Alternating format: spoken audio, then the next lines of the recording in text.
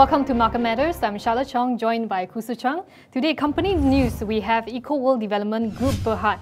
And UOA has actually increased its galleries to 11, and currently, talking about specs, looks like they won't be able to lease UOA International Bhd by the end of this year. Yeah, they were trying to go for that structure, but in the end, they didn't get it because they already told people what their asset was going to be. You're not supposed to do that. So they've just gone for direct listing. But more than in a few minutes, UOA announced their results. They did 20 million ringgit profit on about 682 million ringgit of revenue. They've basically done 3 billion sales in 2015, fiscal 2015, okay?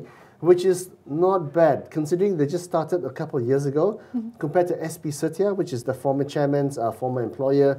He would be rubbing his hands in glee because Setia reported earnings yesterday, and they said they were confident of hitting 4 billion ringgit sales, right? So in a way, you can just imagine Tan Sri Liew going, anything you do, I can do better, right? Because UOA said they have already surpassed their sales target of 3 billion this year. Exactly. Today, they have already recorded about 3.08 billion sales in FY15. Now, all these, all the sales are actually contributed from 52% are from KL. Projects in Iskandar gave 40.2%, and the remaining were from projects in Penang. Sales in fourth quarter itself was at 924.2 million ringgit.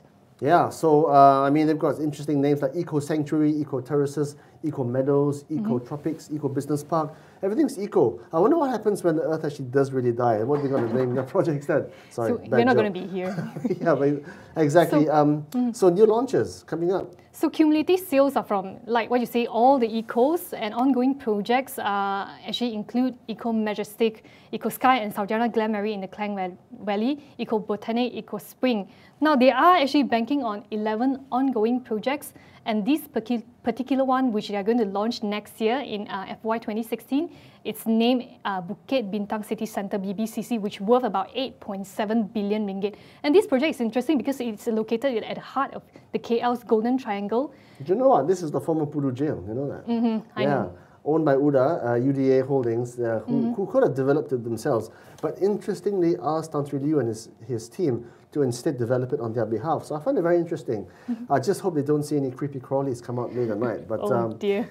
So it's a 19.4 acre site, and BBCC, actually this company, is a joint venture between, like what you say, UDA or EPF, and also UOA. They aim to revitalize the landscape of the city.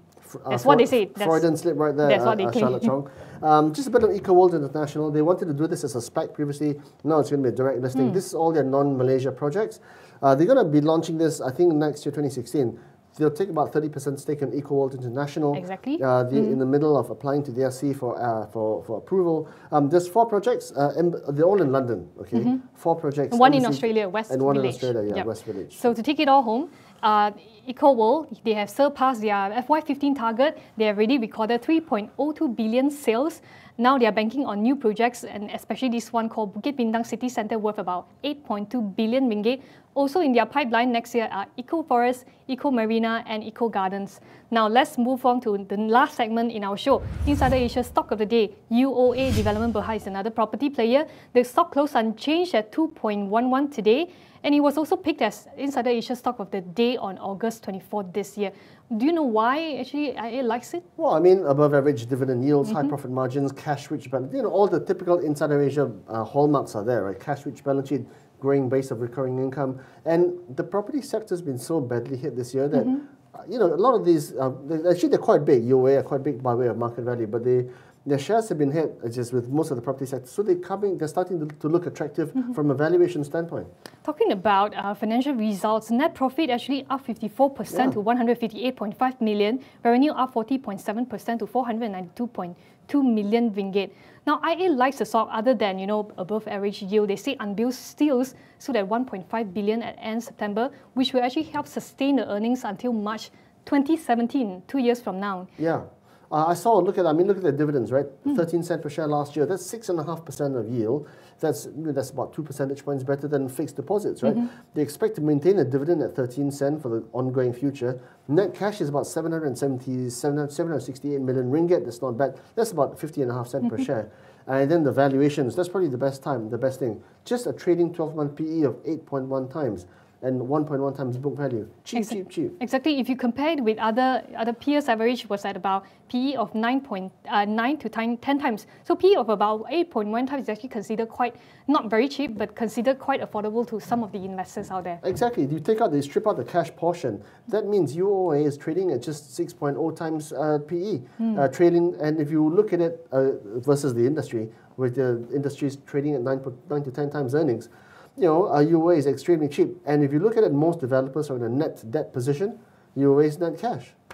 Now, residential properties accounted for more than 2/3 of sales, with remaining from commercial. Now, their ongoing projects are there's a green scene area at North Kiara Hills, Southview Services Apartments, and the Vertical Corporate Tower.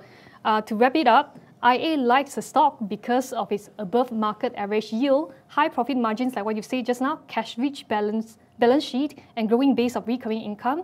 And this company IA actually expects the company to maintain dividends of 13 cents this year, supported by substantial cash reserves and solid earnings visibility.